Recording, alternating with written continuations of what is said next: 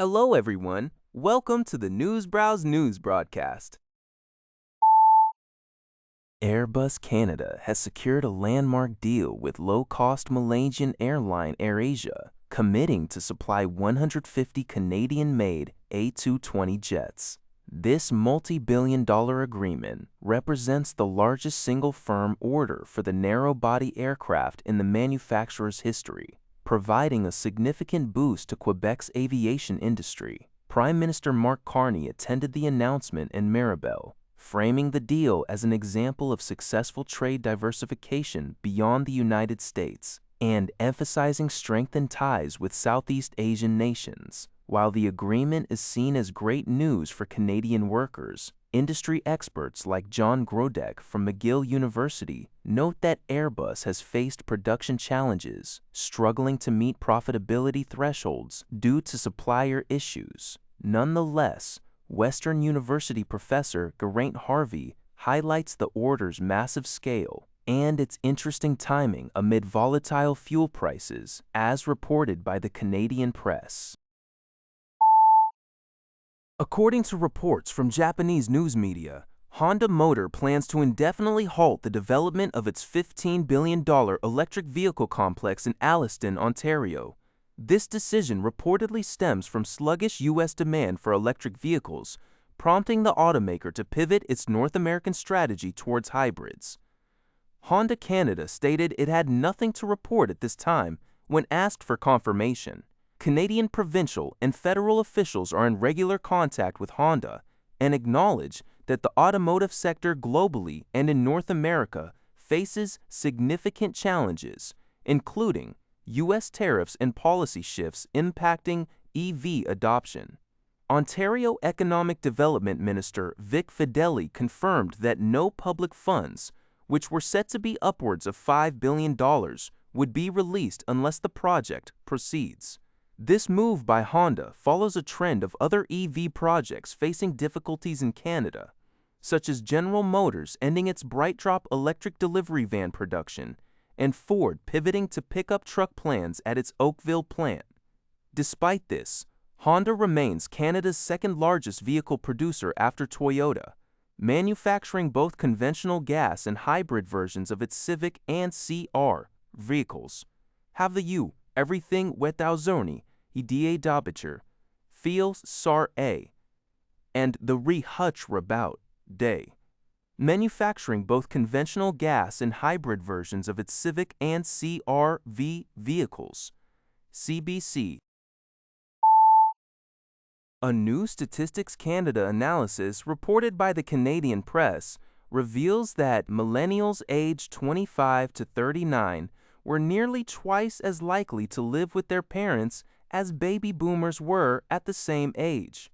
In 2021, 16.3% of millennials lived with at least one parent, compared to 8.2% of boomers in 1991.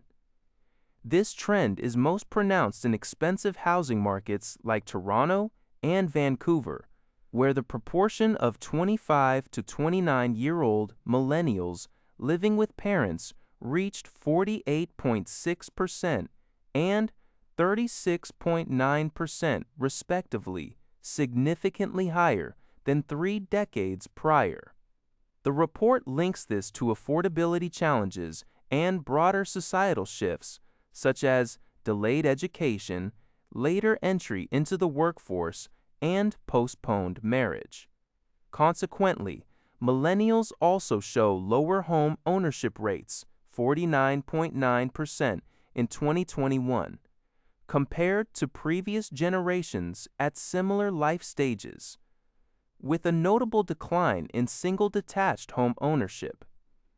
Despite these delays, some evidence suggests millennials are catching up on traditional milestones in their late 30s. Global News reports that Kawartha Dairy has announced a partnership with the iconic Canadian rock band, the Tragically Hip, to launch a new ice cream flavor, aptly named the Tragically Chip. This unique blend features maple whiskey-flavored ice cream, combined with rich dark chocolatey chunks and a vibrant black cherry ripple. According to Mike Crow, third-generation owner and director of product development at Kawartha Dairy, the flavor was crafted to embody the band's deeply Canadian roots and the bittersweet complexity often associated with their music. The collaboration is particularly timely as this year marks both the 150th anniversary of Bobcay, the small Ontario town that inspired one of the band's most famous songs and serves as Kawartha Dairy's headquarters, and the 10th anniversary of Gord Downie's farewell tour with the Hip. A portion of the proceeds from all sales of the Tragically chip will be donated to the Breakfast Club of Canada. The new ice cream is set to be available starting June 22 at Kawartha Dairy stores and select grocery retailers. Airbus has finalized a significant multi-billion-dollar deal to supply 150 of its Canadian-made A220 jets to Malaysia's AirAsia. This agreement represents the largest single-firm order in the history of the A220 program, a substantial win for Quebec's aerospace sector. The first A220-300 aircraft is scheduled for delivery in the first quarter of 2028. Airbus Canada CEO Guillaume Chevasson highlighted the importance of this deal, emphasizing Quebec's role as a crucial global aviation hub. The A220 program, which Airbus acquired from Bombardier, has faced production challenges, but this large order is expected to bolster its position. Prime Minister Mark Carney noted the deal as an example of diversifying Canada's trade relationships beyond the United States, strengthening ties with Southeast Asian countries. That's all for this video. Thank you for watching. See you in the next video.